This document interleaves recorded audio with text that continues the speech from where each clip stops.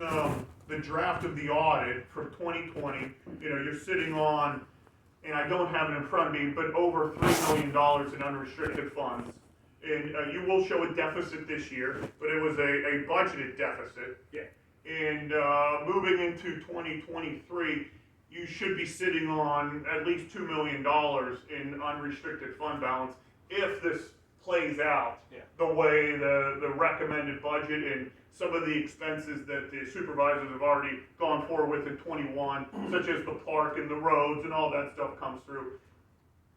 It's a projection, and who knows coming out of a global pandemic, but the township's not going broke, the township's not going bankrupt.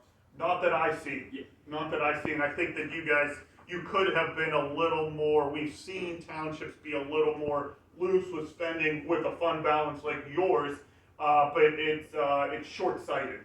It hurts the township in the long run. So I think a budget that is a deficit of 74,000, which is less than maybe a 5% of your total fund balance is pretty conservative. So, but like I said, who knows what the next year is going to be. Crystal ball's broke. Exactly. Exactly. Very good. Any questions for Frank? Nothing. I've been talking to him quite a bit, getting his input, my input. I think he explained it pretty well, Frank.